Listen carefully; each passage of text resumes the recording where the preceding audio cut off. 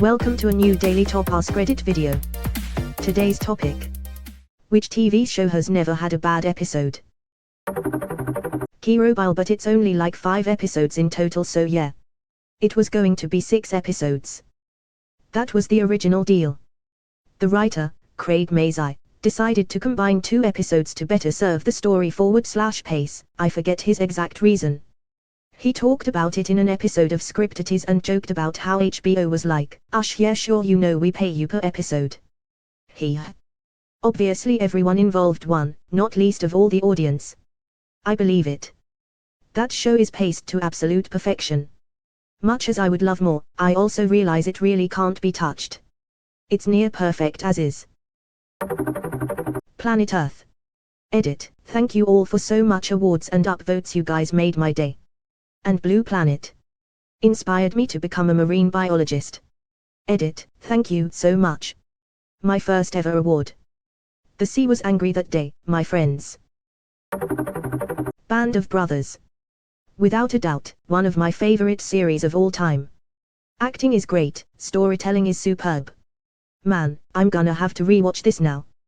Dude, I remember thinking it was such a wild thing for a show to be like a movie, but take place over multiple episodes. Now it's the norm to have a show like that.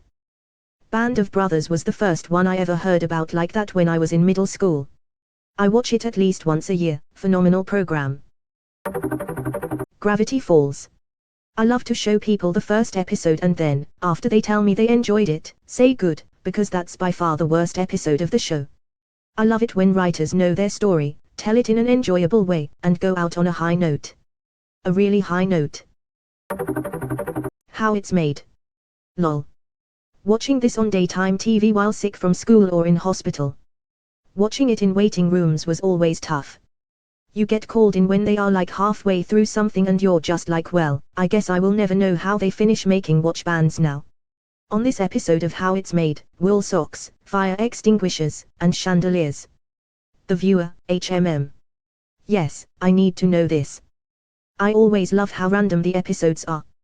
On this episode of How It's Made, armoires, excavators and Ouija boards.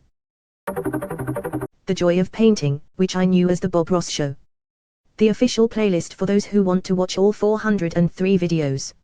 https://www.youtube.com.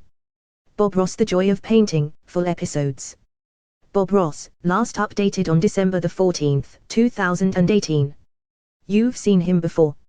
He's the soft-spoken guy painting happy clouds, mountains and trees in about 26 television minutes, using big house painting type brushes and cooing soothing you can do it to the audience.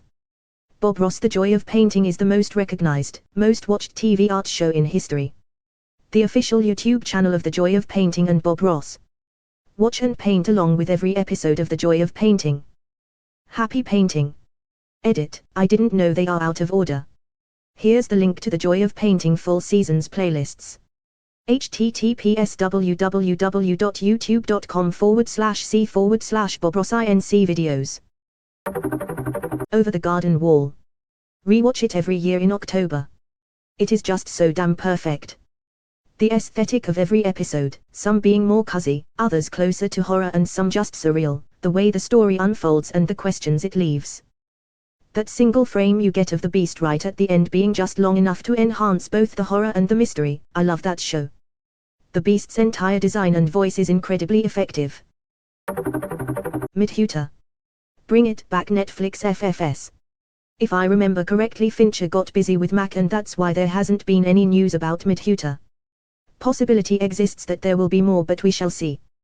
There has been news, which is that Fincher said it took a lot out of him, and he wasn't sure he could keep going at the pace he had been for the first 2 seasons. There might be a 3rd season down the line, but not anytime soon. What We Do in the Shadows. Every episode had me laughing. Jackie Dato, a normal human bartender. Every year we do a motorcycle ride to raise money for charity, then this guy came out of nowhere and beat the shit out of us. Bat. Creepy Paperer. It's Creep Paper Master. Faulty Towers. 12 perfect episodes. Basil the Rat will always be my fave, and I love how for each episode they rearranged the letters on the sign. Farty Owls. Apparently, flowery twats was the only true anagram lol. I feel like this could be controversial or nobody will care, but The Good Place. One of the best casts, best writing, and a really interesting premise. Forever my favorite show. Edit, OMG, I can't believe I actually got awards.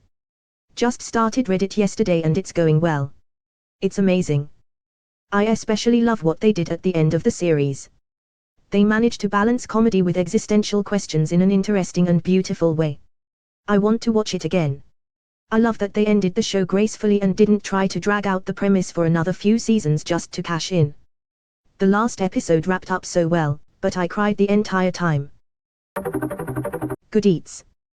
Alton Brown was one of my earliest influences in terms of liking and caring about food. I was a typical little kid who watched cartoons and Disney for sure, but I liked old school Food Network way more. Alton and Emeril were two of my earliest heroes, fucking loved those shows. Years later I discovered Anthony Bourdain, and now I'm a sous chef at a great restaurant. Funny how things work out. Wow. That's one I didn't think of, but you're absolutely right. I'm not even much of a cook, but I watched every single episode of the show. My little sister liked to watch it when she was younger because of the puppets. Arcane. Every episode has been the bomb. Hope they do the same in season 2. Edit.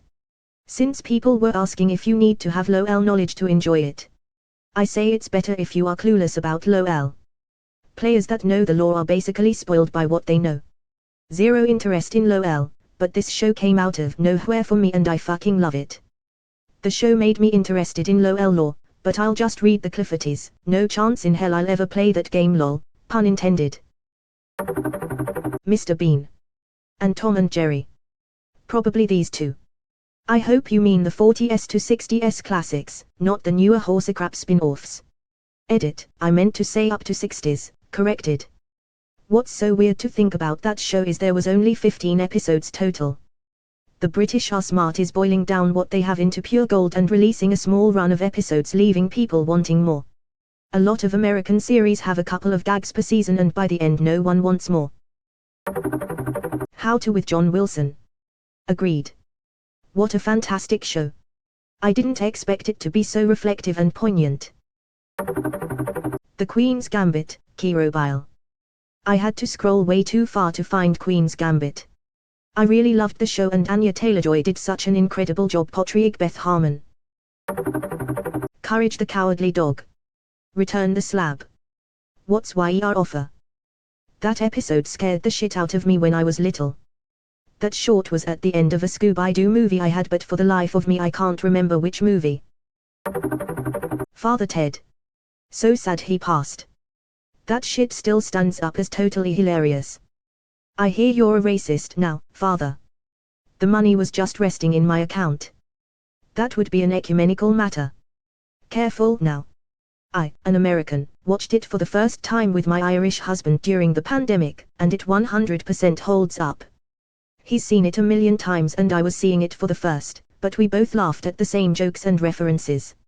It's relatable across culture while still being wholeheartedly Irish, which is amazing. I'm American, first saw it over 20 years ago and laughed my ass off. Rewatched recently and it still holds up. Universally funny. Primal J.D. Tartakovsky. His Clone Wars cartoon was also solid all the way through. Saw Samurai Jack somewhere in this list also. Basically GT knows how to make solid animated shows. I don't think I breathe once during the episodes. It goes from this quiet calm with a constantly looming sense of dread to this intense violence. It's J.D.'s best work so far. It's everything that made Samurai Jack great turned up to 11. Carl Sager's Cosmos. Fleabag. I think it's the second episode that starts with Fleabag on a bus and then everyone starts singing Sail and she looks at the camera and says that she thinks her period is starting. Killed me. I mean, it's not like people flash dance when my period starts, but something always will feel different. It was a neat representation of something that's difficult to put into words. Yeah, the whole breaking the fourth wall was so good in this show. Having the priest able to notice her conversations with the camera has to be my favorite narrative device / meta thingy I've ever seen in a show. Instantly makes you feeling that unnerving sense of connection between the characters. Freak and Geeks. Didn't even get the chance to have a bad episode. Still, what a great show. Phineas and Ferb. Somehow after 200 plus episodes, couldn't think of anything bad about it. Wait, there's 200. Why didn't they stop at 104? The IT Crowd. I love every single episode of it.